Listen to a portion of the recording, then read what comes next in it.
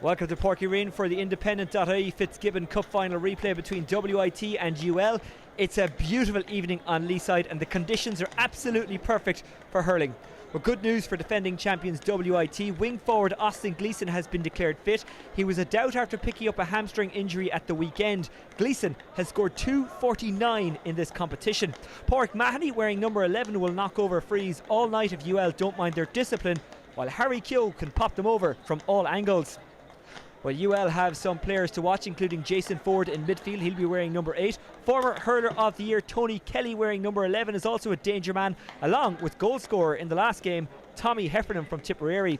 Wing forward John McGrath, also of Tip, may be a bit of a driving force. He has recovered from a knock to start this game, and it's a massive boost for the Shannonsiders.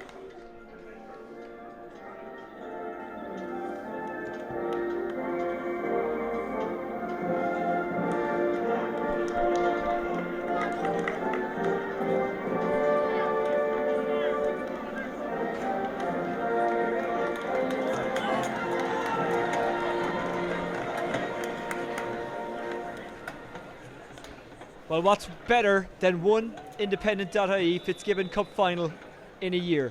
Two Independent.ie Fitzgibbon Cup Finals in one calendar year. That's what we have. There will be extra time tonight, as there was the first night at the Gaelic grounds, and who knows, even that might not be enough to separate these two teams. So close are they. Beautiful night for hurling. A little bit of jostling in midfield. And the ball is in and the game is on. And first up for UL is Brian Stapleton. UL trying to slip the ball down the line. Jason Ford trying to dig it out. A little help coming in here from Conor Martin. Poked out clear by WIT. Foot race on here. Jack Brown is the favourite. Missed the first game due to suspension. Back tonight. Oisin Langan in, making a nuisance of himself, as he will all night. Cleared by Brian Troy. Real scrap for possession right in front of the stand. Pairc Ui throwing his considerable bulk in there. Pairc Quinn coming away with it, the Tipperary man. Pairc Quinn lobs it down the line. That's an excellent catch by the wing forward who's trying to escape his man. That's John McGrath. John McGrath scored 5 points from play for Tip against Clare in Ennis last Sunday. He looks like he's taking up where he left off on that day, free in to UL, and in these conditions you'd expect him to pop it over. No real breeze to speak of. There was a bit of a one earlier on, but it seems to have died down. The flag's on the sideline quite limp. So this should be the opening score of the Independent.ie Fitzgibbon Cup Final replay 2015. Cushioned effort from John McGrath, pops it over, and UL lead.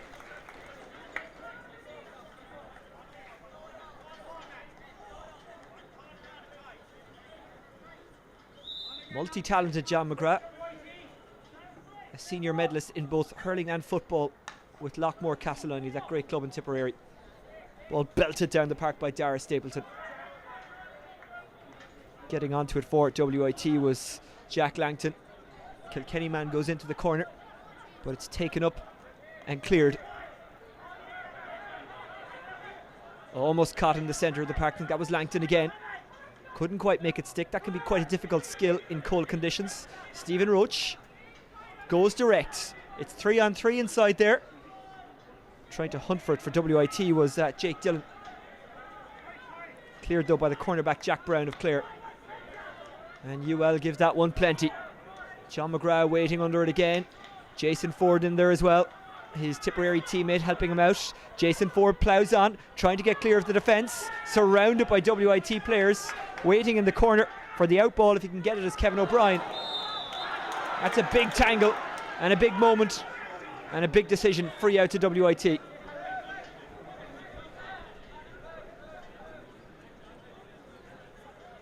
Well, Martin O'Neill is standing over the free, but he's looking up the park and seeing some very bad news occurring in front of his eyes as Oisin Langan is taken off for WIT. He was a doubt for this game with a hamstring injury. Gleeson goes down the park, looking for Liam McGrath. He's beaten to it. UL first to every ball at the moment. They look a bit more energetic. Jason Ford is the target, but in fact running out to get it was Conor Martin. UL take it down the far side. Conor Martin with the strike on the run from a very tight angle. And that's the first wide of the game. WIT substitution number 12, Austin Gleeson has been replaced by number 20, Johnny Hayes. It's not a bad replacement. Johnny Hayes scored 3 points off the bench in the first game in Limerick in horrific conditions. He'll get somewhat longer to show himself off tonight. WIT need a big boost, and they might get one here after a fantastic catch by Gavin O'Brien, and that is a tremendous score.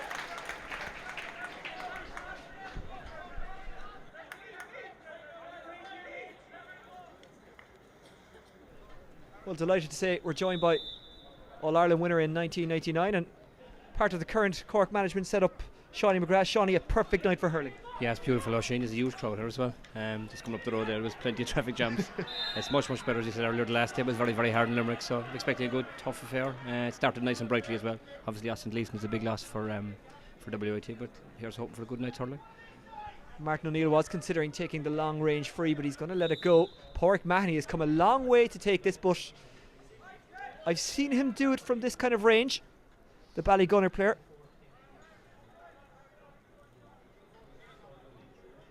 Big part of the Waterford setup, Pairc Mahoney. 8 points in the first game, 6 from place balls. Mahoney strikes this one. It has a lot of legs, but does it have enough, and does it have the accuracy? Oh, that's a marvellous score from Pairc Mahoney. And WIT lead 2 points to 1, and that's a big boost, having lost Austin Gleeson just a couple of minutes ago. Pairc Mahoney, what a beautiful strike that was. Yeah, he's one of the best place hitters in the game, playing very well. Played very well the last day, and is playing great hurling for the last number of years for Waterford. So he's going to be a key player tonight himself, and the likes of Jake Dillon. Like, they're young players. This is only Fitzgibbon Cup hurling, I suppose, from an age profile. They're young lads, but like Padraig Maher at this stage is an old stage almost. So big game for him tonight, I expect. Tommy Heffernan raiding through. Heffernan pops one off the right and pops it wide. Second wide of the night for UL.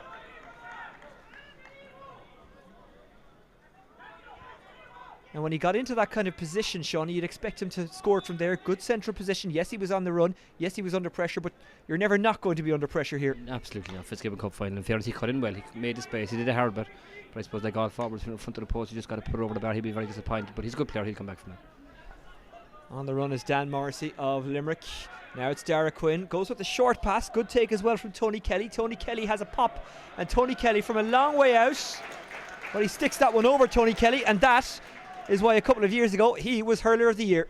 Marquee player. He was brilliant the last day. I think he was man of the match, wasn't he? He picked up the player of the tournament. But it's players like that will probably make a difference. He's going to have to be closed on a little bit better than that. It was an easy strike off his left, and players like Tony Kelly don't miss those chances. A lot on that puck out. The puck outs will go far tonight. Ball spilled into the UL defensive area. Brian Troy goes back for it. Also hunting in there for WIT is Jake Dillon. WIT have got the possession. Johnny Hayes, he's a big unit. He can make room. Tries to bulldoze through. Hayes still with it. Comes loose. Picked up by Dara Quinn. Quinn looks up the park. And anytime you see a free man, he won't be free for very long. They will be closed down, and that's what happened. Kevin O'Brien, there was a bit too much on that ball, and Tom Fox will take the line ball. Fox scored 2 points in the first game, the under-21 for Tip last year. Went with the Under Armour top on a cold night in the Gaelic grounds a couple of weeks ago. No Under Armour tonight. Built of stern stuff, the lads from Éire Óg and Carthy. And that's a good one out of the bunker. Falls to David McInerney, and there was a foul in there, and it will be a free out to UL, and they take it quickly. Barry Kelly chasing to get back with the play. John McGrath trying to get under this one for UL. Guided out to the stick of Conor Martin. Scramble on here, close confines. Escaping with the ball is John McGrath. John McGrath across the face of goal and over. John McGrath already doing damage. 1 from a free, 1 from play, and UL lead 3 points to 2. Seanie McGrath. A great score, and it's notable already. I think, Oisin, that the key inter-county players are standing out. Padraig Maher on the Waterford IT side. Tony Kelly scored earlier, and John McGrath following on from a great performance on Sunday with Tipperary. Gets a fabulous score off his right. Top player. Dara Stapleton goes all the way down to the 45, and it will be a free again to UL, and WIT in danger of losing discipline. And if you lose discipline, if you give away cheap possession, you'll be punished. Oh, absolutely. When you have fellas like Tony Kelly standing over frees, Oisin, it's always a bad decision to be fouling fellas. I mean, he's still probably inside his own line, but he's every chance of scoring. I mean, it's notable as well at Waterford are playing. Only one, once to some stages, only one in the full forward line. They're trying to crowd around midfield, maybe one eye on, maybe trying to crowd Tony Kelly out, but giving away frees is nonsensical a night like tonight. This one's going to drop just outside the square, so there is danger here. That's well scooped up by Jerome Marr. Waterford hurler. Helped forward, but intercepted, and Bad use of possession. Coming deep to pick it up as Conor Martin, well deep by a full forward standards. Fierce battle going on there, and it's cleared down the park by Thomas Hamill. Trying to shovel it up. Harry Keogh, the Wexford man, gets a turn. Hayes tries to get away. Hayes gets it back outside. Here's the full forward Liam McGrath of the McGrath clan in Lockmore Castellani. That's a very good pass. Will it be followed by a very good shot? No, that's a good hook, and it's cleared.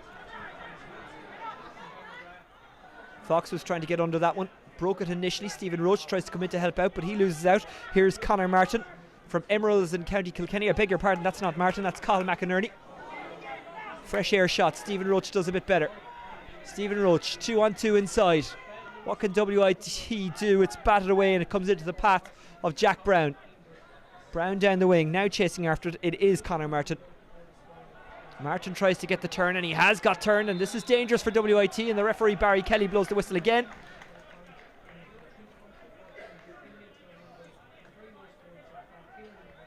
John McGrath, in the first game they were hitting the ball into the teeth of a strong gale. No such trouble tonight. The flag's behind the goal, quite limp. Nice striking action again, and it raises the white flag, and McGrath moves to 3 points, 2 from place balls, and UL double their lead, 4 points to 2.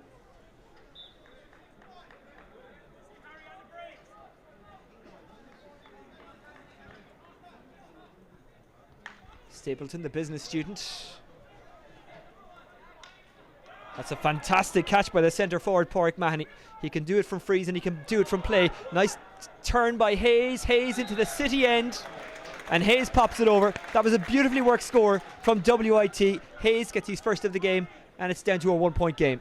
And nothing too intricate about Rita Roisin. In fairness to Padraig O'Mahony, showed great bravery and strength in the air. Great catch, and a good snappy ball then into the full forward line. And Johnny Hayes as well looks very sharp inside, a bit like Conor Martin on the other side of the field. Great take and a great score.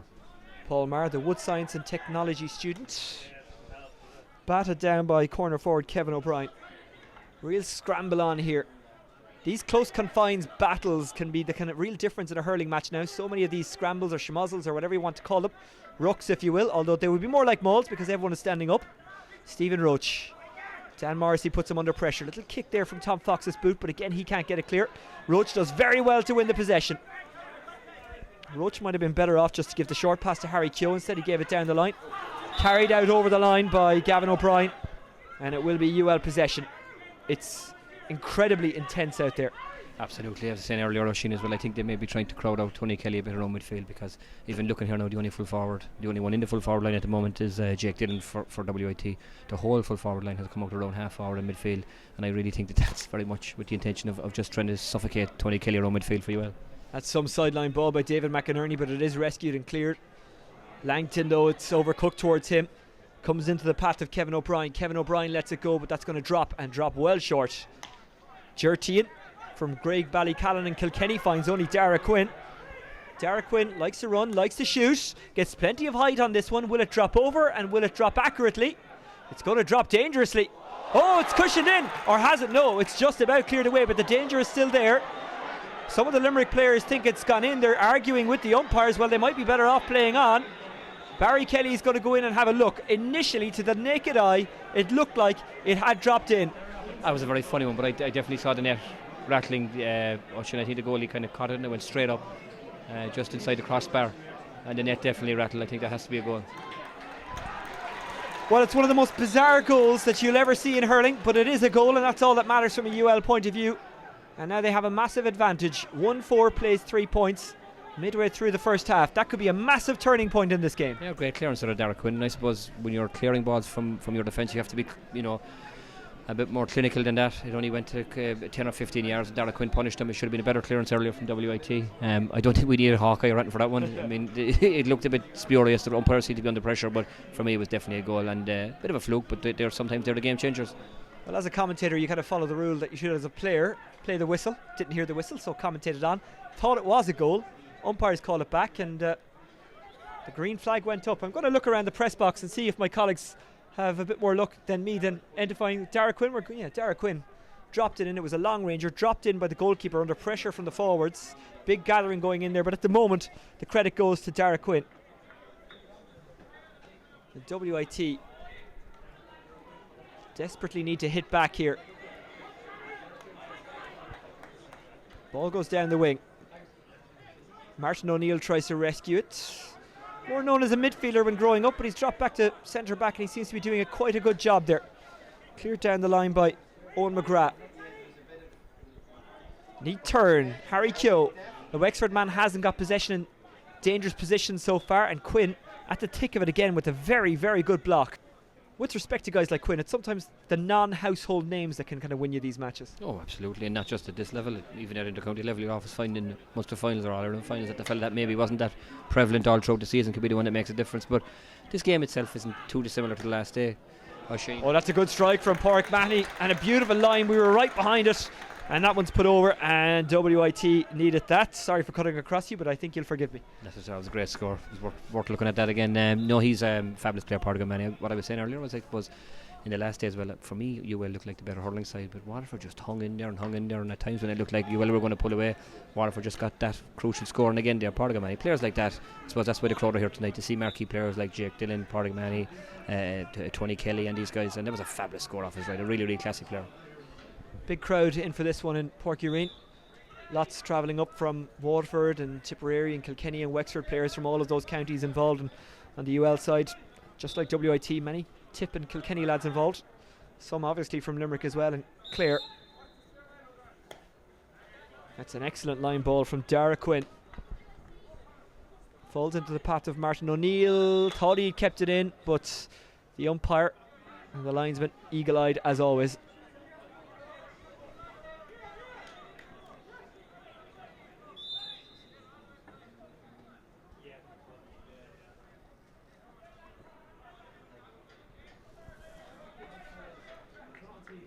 McGrath.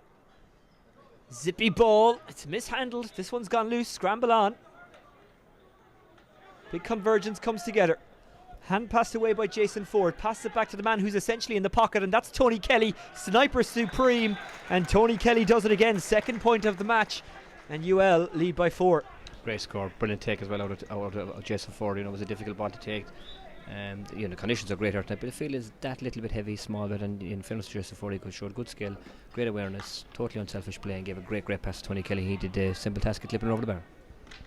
The WIT looking to hang on in there, although 4 points in hurling, absolutely nothing. Tommy Heffernan helps it over the top with a hand pass all the way back to fight for it for WIT. It was Liam McGrath. WIT coming down that wing. Dara Quinn breaking himself to try and get there. Gets his stick in the way, guides it away from Jake Dillon. Quinn turning and twisting. The goal score, or so we think anyway. Brian Stapleton. Stapleton with the diagonal ball, aiming for Kevin O'Brien, finds him. Now O'Brien has the room. That one's travelling a long way, but is it travelling over the bar? Yes, it is. Fantastic strike from Kevin O'Brien, but it was all about the pass. Brilliant, and a great crossfield pass, I suppose, for any forward. They're the kind of balls you want. Just outside you with that slight advantage on the defender, and they've done that a few times. Brian Lohan has obviously coached him really, really well, and he was stuck in the left corner, cleared it right across to the right half forward line, and a great score. He's looked sharp as well, Kevin O'Brien's first score, but it's a great take and a great score off his left. I'm not sure enjoy is the word to use, but did you enjoy your battles with Brian Lohan? We'll come back to that in a second because Stephen Roach is on it. Stephen Roach steps inside, no room to manoeuvre, knocks it back outside to Jack Langton. Langton tried to guide it inside to Liam McGrath, but there was too much on it and Liam McGrath couldn't control, and now it's cleared by Brian Stapleton. Jason Ford trying to break it, carrying an illness in the last couple of days, or suffering an illness, but looking lively tonight. And that's a UL ball on the far side, right in front of the terrace. Yes, going back to those battles with Brian Lohan, how did you enjoy them or otherwise? Didn't enjoy them, O'Shea. He was an awesome player, God almighty. He was one of the greats, brilliant defender. And that whole Clare team at the time, in the late 90s, early 2000s, had great players, Anthony Daly and Seanie McGrath, Frank Lohan, his brother obviously, but Brian was a special player, tough defender, and looks like he's done a great job here. Obviously transfer that into coaching, because UL look like a really well drilled team, very fast, slick touches.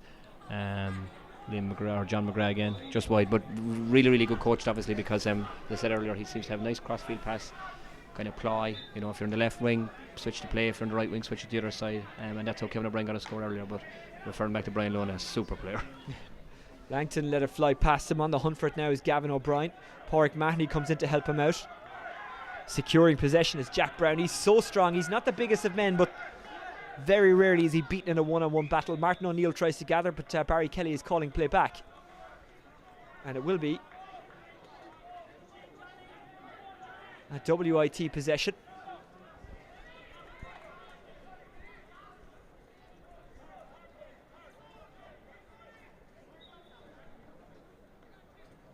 Liam McGrath lobs it into the bunker, or out of the bunker.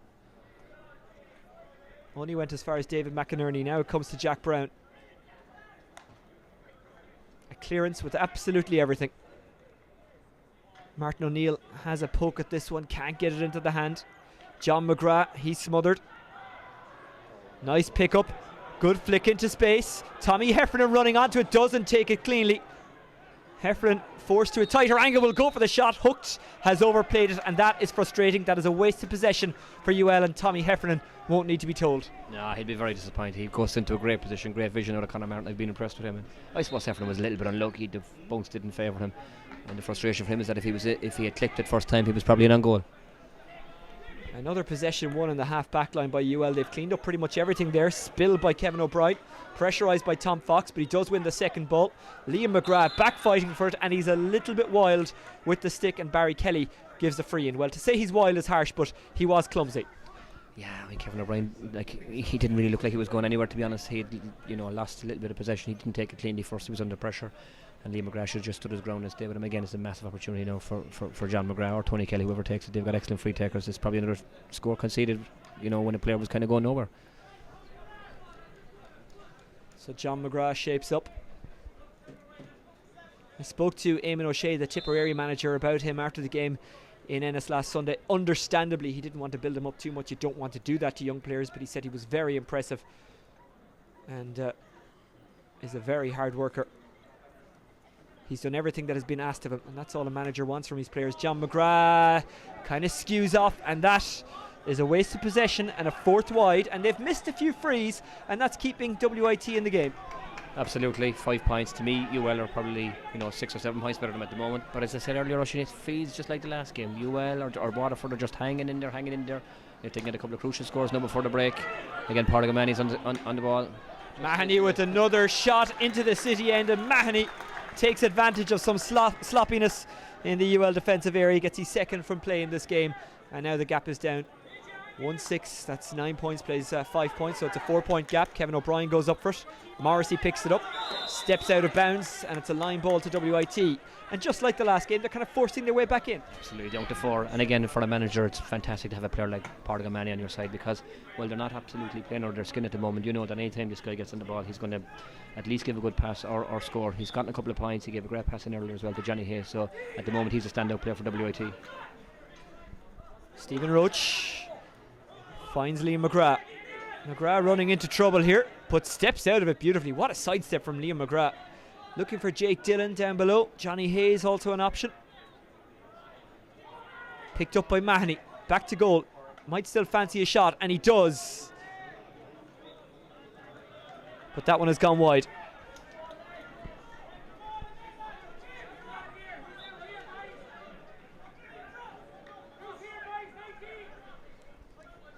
Well, I had to double check because I couldn't quite believe it, but 23 minutes into the game, that's actually WIT's first wide. But then again, it might say a lot about the amount of attacks they've had. Jason Ford finds his man inside. Foul committed, and another free for UL.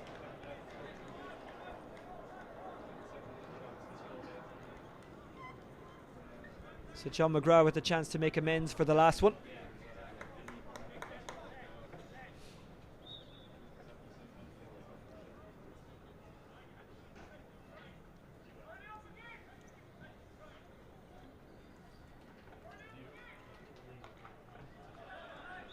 That one is measured perfectly. It's another score for John McGrath. He's third free of the game. He's fourth overall. And UL lead by 5.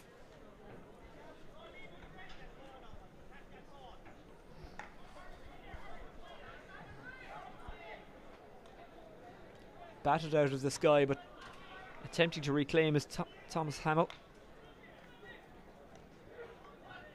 Hayes guides it into the path of Mahoney. Mahoney with 3 around him makes little of it and gets the free in. He's such a live wire Mahoney. He's an outstanding hurler, both from play and from frees. It was a difficult ball to take there, but he held possession, and again an easy kind of a free conceded really well. Should have done a little bit better there because he was surrounded. If they'd held him up, maybe he would have been forced into an error. So an easy enough free, to be honest. I think he'll score this one again. The breeze has picked up, but it is at his back, and that one has gone over the bar.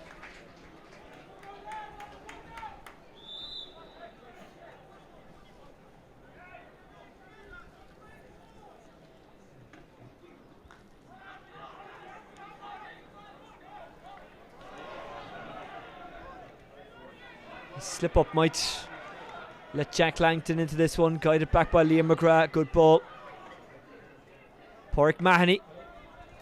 A slip up allows the UL defender to get there first, but it's stolen off him, and Hayes is in here. Goal chance for WIT. Fantastic save, point blank. Hayes will regret that though, should have stuck it. He should have had. There's no excuses there, to be honest, Oisin. You'd have sympathy for players in those situations at times that maybe it was a great save out of the goalie or whatever, but he hit it straight at him. He made it very easy for Paul Maher on goal. He should have kept it low. After dispossessing the defender really, really well, he'd be very disappointed with that. And then the miss was compounded by Gavin O'Brien's attempted point that skewed off to the goalkeeper's left and wide. Again, you talk about game-changing moments. That could be one of them. Kind of reminds me of Saturday night, Shawnee, although you were glad to see it. David Tracy one-on-one with Anthony Nash and fired it straight at him. Good save from Nash, but it was made easy. It was made a bit easy. In fairness to Tracy, he kept that one low, and I think in that instance that's what Johnny Hayes should have done. He just hit it, chest high, and it was easy for the keeper, Paul Maher. But yeah, I suppose a lot of forwards would say that about Nash, that he scuppers their day. David Tracy would have been very disappointed. Again, he dispossessed one of our players in that night, but it was a fabulous save out of Nash. In fairness to Paul Maher, he held his ground. He was very brave in that instance there. But Johnny Hayes would be very disappointed he didn't score. Another ball spills around the square, but it's cleaned up this time by WIT. Coming back to get it is Gavin O'Brien, beaten to it, picked up now by Jack Brown. Brown is wrapped up, trying to get possession away. He is dispossessed. Owen McGrath into midfield, and the WIT player who's waiting there was completely outnumbered. Liam McGrath does his best but loses out. This is an excellent run. Is it followed by an excellent strike? Jason Ford couldn't keep it on target. 5th wide for UL.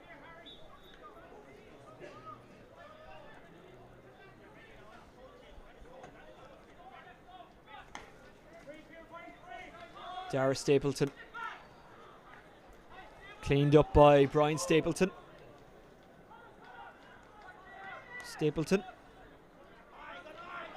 And that's a long shot, and it's lobbed over, and it's an excellent score, but he was left completely isolated. Conor Martin of Emeralds dropping a bit deep to get possession, but from a long way out didn't miss. Jack Langton.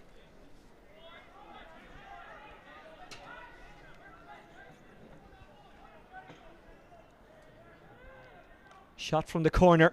This is going across the face of goal and wide. Jake Dillon couldn't keep it on target.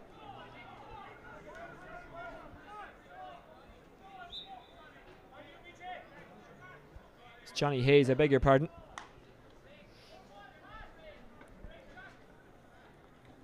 Martin O'Neill couldn't take it first time, trying to get it second time. Conor Martin onto it again, guides it down the line to Tony Kelly. Kelly's got a bit of a run on here, might just choose to pop it over. Oh, gives it everything. Couldn't keep it low enough, but it goes over. I have to say, I think maybe he was going for goal, judging by the power of the shot anyway. He definitely had it hard, Oisin. I'm not so sure, there was plenty of height in it, but Tony Kelly's had a kind of an unusual game because he's not absolutely dominating, but he's still on 3 points. It goes to show what kind of talent he has. It's actually Conor Martin for me that's really impressing. Again, he created that score. He's come out around the half forward line now. He just scored a point himself earlier. Very, very unselfish, playing a fabulous pass to Tony Kelly. Conor Martin getting under it again.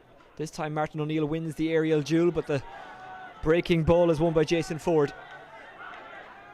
It's breaking bad at the moment for WIT. The break's not quite going their way, but I guess you got to make them go your way.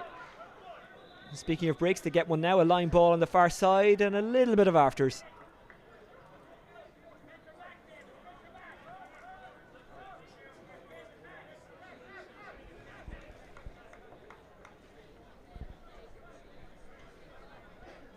6 points the gap, and we are into injury time.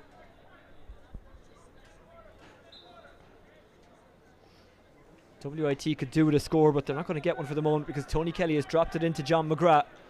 McGrath beaten to it for pace. Has he fouled his man? The referee says yes. Again, more afters. Might suit UL to do that, just slow it down until the break. Dara Stapleton will take the free. Can't imagine there'll be too much stoppage time. 1 minute. We've already played 48 seconds of that. Stapleton. Mahoney went up to catch it, couldn't take clean possession. Tony Kelly again farms it out. Referee blows the half-time whistle. It has been UL's half. Dara Quinn's goal. The big difference so far, Tony Kelly has played well, putting over 3 points. Conor Martin also impressing, got a beautiful long-range score.